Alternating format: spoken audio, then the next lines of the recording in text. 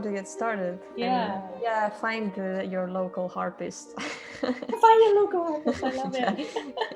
And reach out.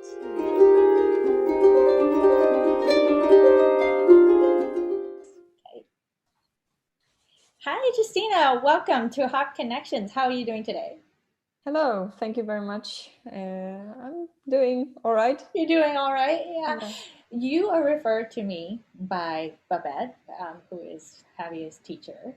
And I was really excited to learn that you are a photographer and harpist. Much like myself, I'm into photography and harping. But before we get into the conversation about how you end up with those two arts as your choice, tell us about your musical journey. How do you get started with music, and when did the harp and how did it get into the picture? Well, so I've had a very maybe diverse way, and I started. Harp was my first instrument, so I didn't play anything before.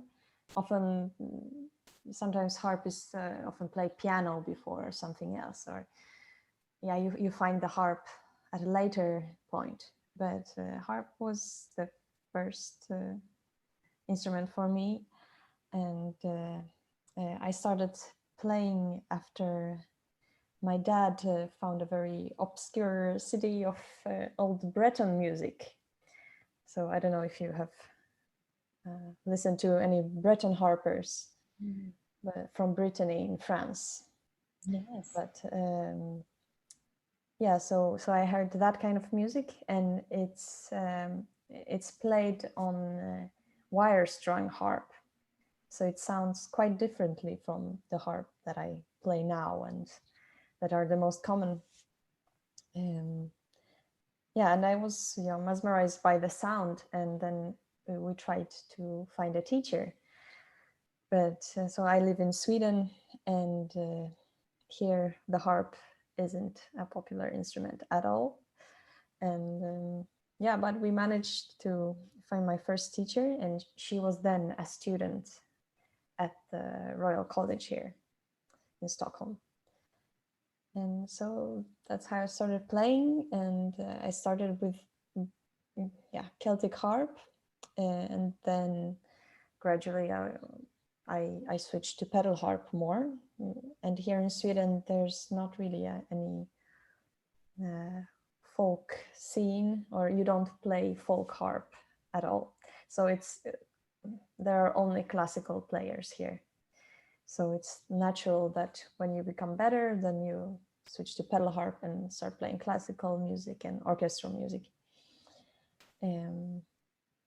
Yeah, but I've always been interested in both, and maybe more towards the folk styles. So then, I studied at the Royal College here in Stockholm, and I did my bachelor degree in classical music, and then I moved to Scotland to do my master's degree, but then I in Scottish folk music. So yeah, and then I'm freelancing right now in any genre. Yeah, I noticed that because you're involved in a number of bands, and one of them is a folk duo. There's another Scott duo, and you're also in a 26-piece funk band, which I was really intrigued about. So tell us about how you get into these projects, and maybe describe a little bit of each of the band to us, and what kind of work you do with each group. Mm-hmm. Yeah, so my main focus right now is my duo Woodlands, and we play. It's me and my friend who plays the fiddle, Kristina Lesik, and yeah, she also sings. And we play mostly Celtic music, and especially we like Scottish music. So yeah, that's my main focus right now, and yeah, we play a lot, and play a lot of concerts, of course, now it's more difficult. And we've recently teamed up with two guys from Gothenburg who play nyckelharpa, which is translated to a keyed harp, and it's a traditional Swedish instrument.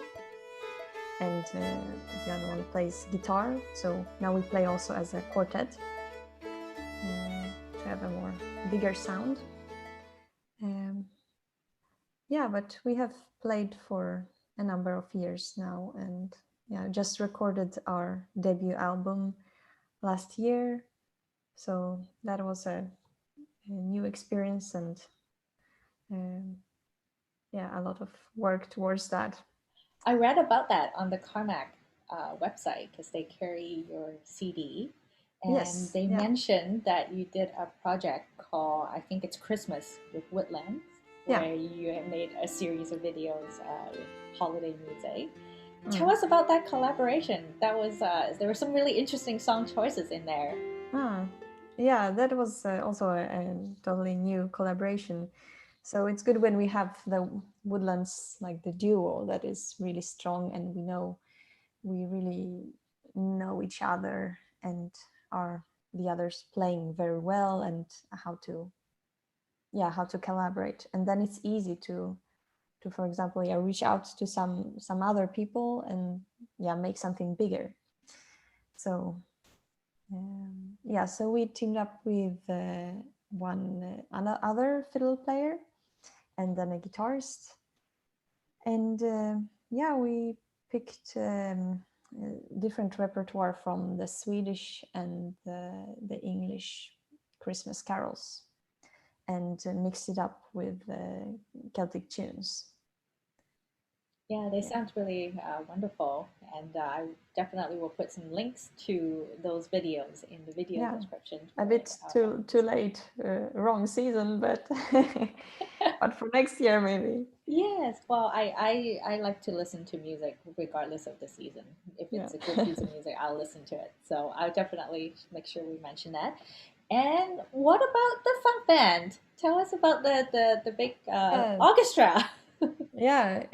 This is a project that was started by Anna Ljungberg and Kalle Syri.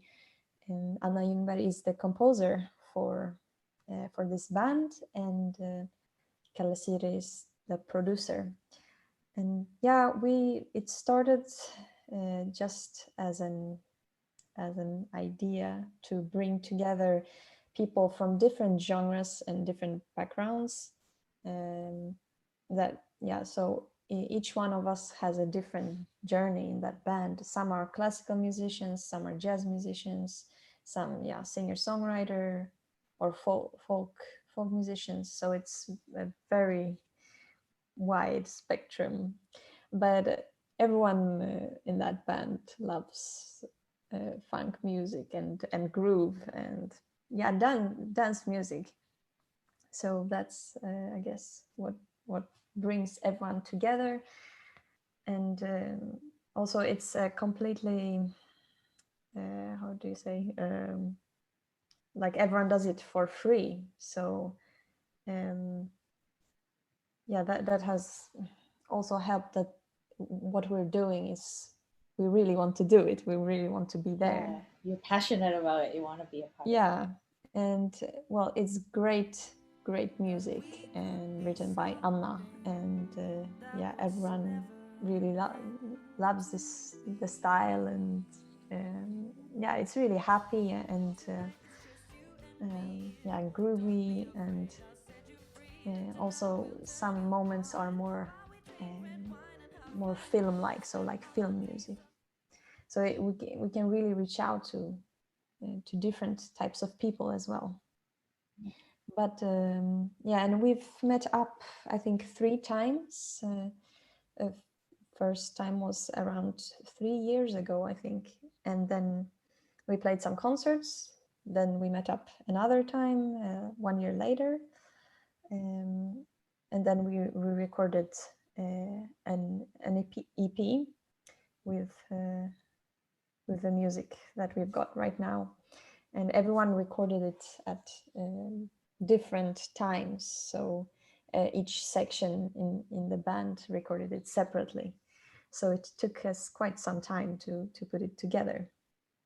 And yeah, it's a really nice and good project. Like, it's good music and it's good people. And yeah, but the problem is that we are so many, and it's impossible to get funding.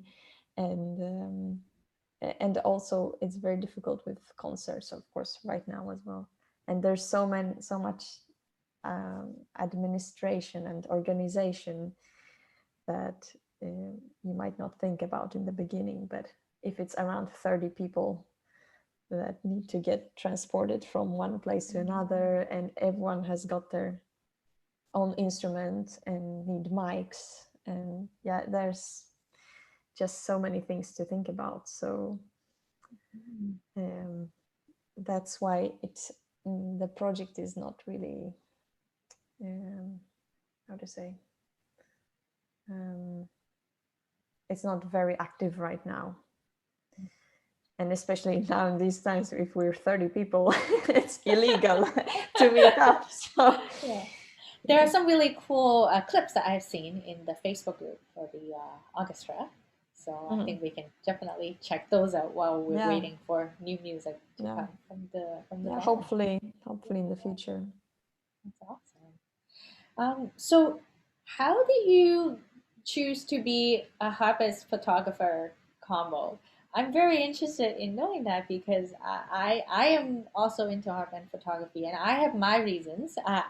This is the first time I've met someone else who are into the same interest, if you will. So, tell us about yourself as a photographer, and how has that sort of worked in conjunction with your musical life? Yeah, it works very well, I think. Yeah. um, yeah, I started photography. Um, yeah, I was just doing photos like everyone else, and then some friends asked me to do like commercial photos for yeah, some musician friends. So they asked me to do some a photo shoot with them for yeah, for promotion, to use the photos for the website or something. And then they asked me to do a video.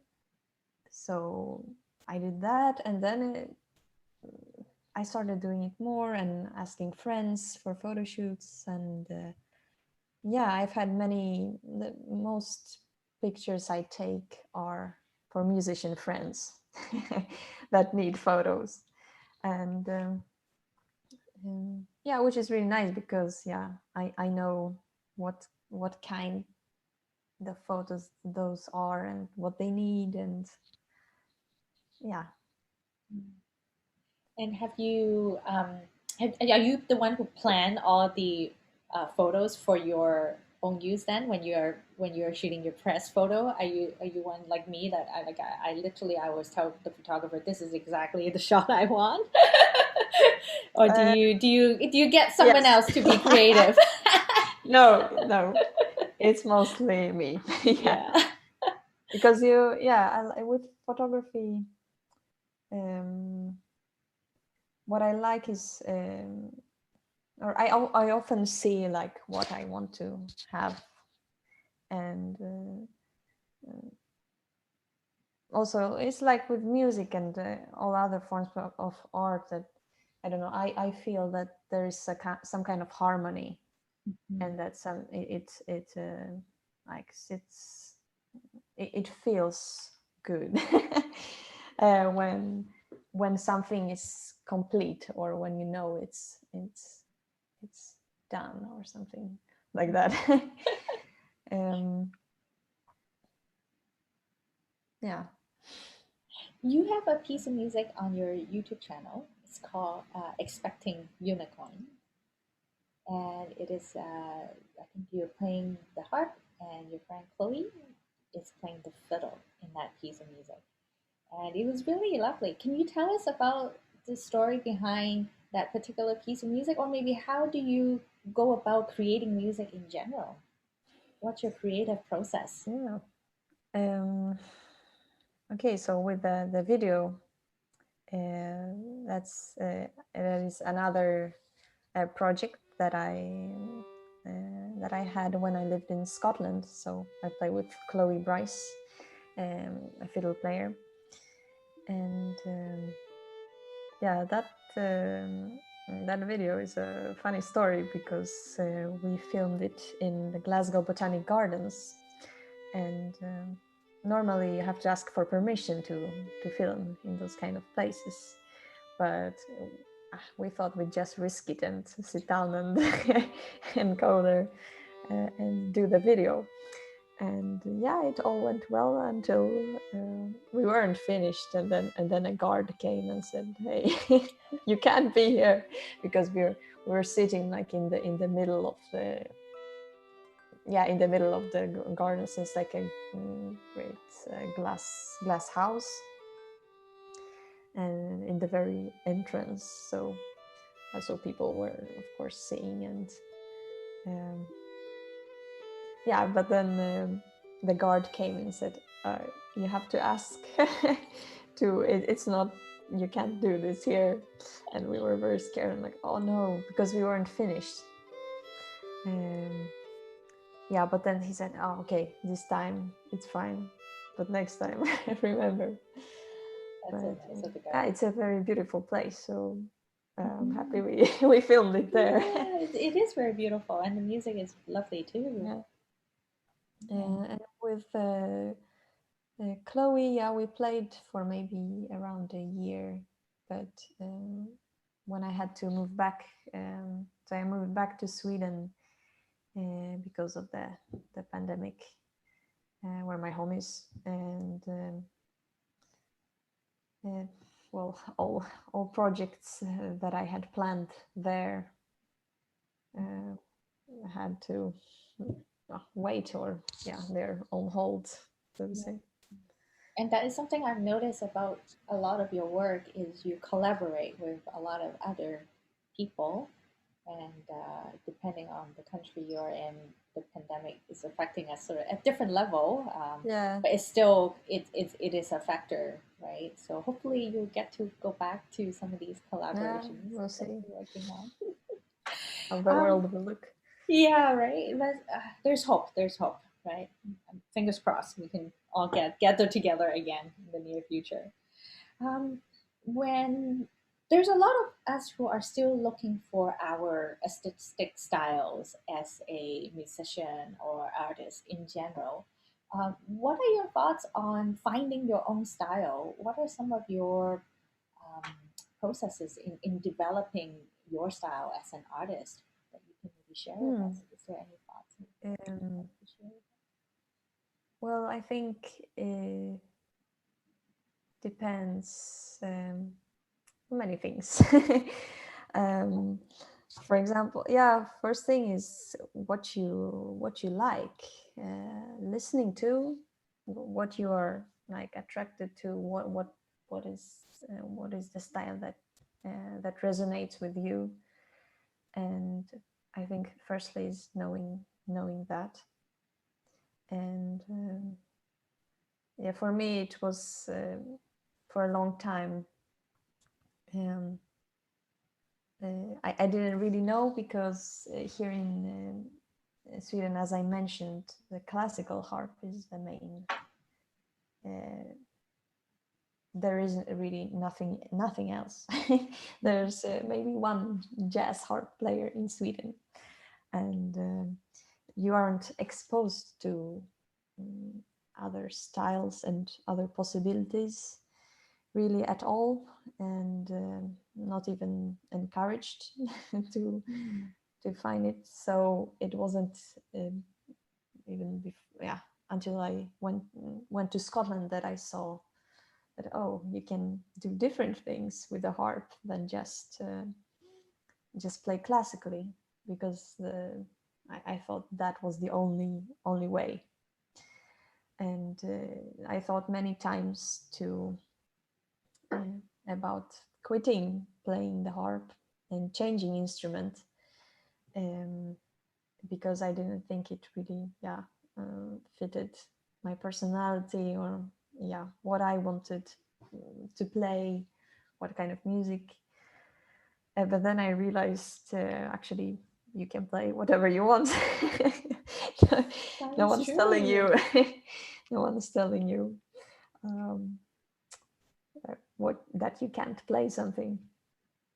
Um, so yeah, it was that realization that mm, we are free to to explore and to try different things, and just because the main thing is, yeah, people only play like this, that doesn't mean you can't play differently. So I think I was very like locked in um, that box, or the thoughts that you have to play this certain way and this type of music. um, but then I realized that no. So I think just yeah, mm, finding what you like and trying to adapt it, or yeah, do it in your way, expressing through the instrument, but not being restricted by um, the different how to say Other people's sort of standards. perception, yeah, Yeah, the perception and boundaries that other standards. people set. Mm, for sure. Is there So any genres that you would like to try that you haven't tried yet? Then maybe perhaps that is something I you're gonna have, get your hands on. I don't know, I try a lot of things. You try a lot of different things, But yeah. to master things takes a very long time. So For sure. um, yeah, mm, you can try and touch on different genres, but it takes a really long time to get to know um, all the components that make up this style, Mhm. and being so knowing it so well that you are free to improvise in it, and yeah, do Mhm. your thing For sure. freely. And you mentioned that when you started playing the harp scene in Sweden is not very big. Has things changed since? Or is the harp still pretty rare in Sweden these Yeah, days? it hasn't changed. It doesn't change. No. um, it's very a slow process. So I know, I think because there hasn't been any strong harp culture, or how to Mhm. say, all harpists that have played here, um, I don't know, let's say past 200 or years, that people that have come here are mostly yeah, they're not from Sweden, the harpists that have come here. So many from France, so for example, or yeah, Central Europe have come to Sweden. So there haven't been a lot of Swedish harpists. And also there's no, yeah, harp tradition of playing harp, and there are no harp shops here, so it's difficult to get an instrument, and yeah, it's difficult to start playing, and you're not really exposed to it in any way. And yeah, so unfortunately, I mean, things are happening, but not uh, not so very Not much. very fast. No.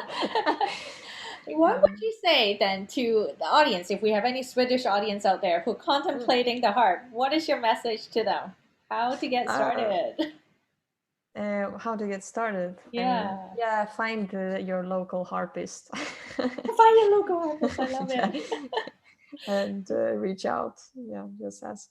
But yeah, the harp community in Sweden is that, so that everyone really knows each other, or there's basically just, if you don't know that person personally, it's there's only one step between you and It's a very small community. yeah. Okay, well, we'll have to And remember. mostly Sorry, I was just gonna say you're not the first person who said just reach out and see who are you gonna get. it's people are gonna be happy that you write to them. Harpers are very welcoming and amazingly positive about receiving those who are interested. Yeah, in the it's because instrument. there are so few of us, so Mhm. that and we want more people to play, right? For sure. So that's why it's always nice when there's someone that is interested, and I think everyone is, and me as well, always happy to share sharing the music and about the instrument and anything. That's wonderful. Do you have any upcoming projects that we should keep an eye out on? Well, I'm doing lots of small things right now, and also very, very different. And it has been difficult to try and find something to do, because I'm only freelancing with harp and photography. So it has been a struggle to find some new ways of new jobs and new work. But as I mentioned with Woodlands, we have ongoing things all the time, and we're doing 2 live streams next week with this quartet that I mentioned, and so that will be available to listen to. And I'm also doing developing some new solo repertoire right now, because I do many collaborations, but I rarely play harp by myself. I like harp, solo harp, so that is a challenge, I think.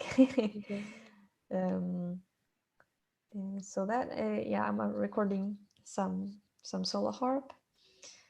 And also recording this. I have a collaboration with a Norwegian composer called Bjørn Christensen, and he has written a modern sonata, so like in modern classical style, for pedal harp that I'm recording as well. So many different things. Those. Yeah. And what is the best way for us to stay in touch with your work?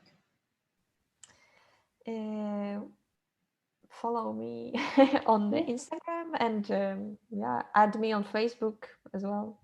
I don't have this artist page, but just adding me on Facebook, and you have a website as well. And a website, yeah. I've seen some of your videos. Website and YouTube and all the platforms. I will post the links to your social media platforms in the video description as well, so that we can check out your work. Yeah. And for those who are new to your music, because you're involved in so many different projects, what are some of your recommendations as a starting point to get a taste of your work? Well, listen to our Woodlands album, our debut album. So that is, it's only fiddle and harp. So harp is very much featured. It's not hidden somewhere in the background. So I think that, and our collaboration with Woodlands and Becca Fall, the quartet. So you can find that on YouTube. Awesome! Thank you so much for sharing your work with us, Christina.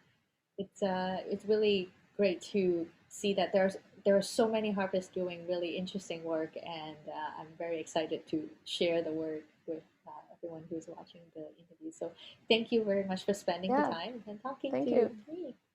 Yeah, you too. We'll talk again soon. Thanks so much.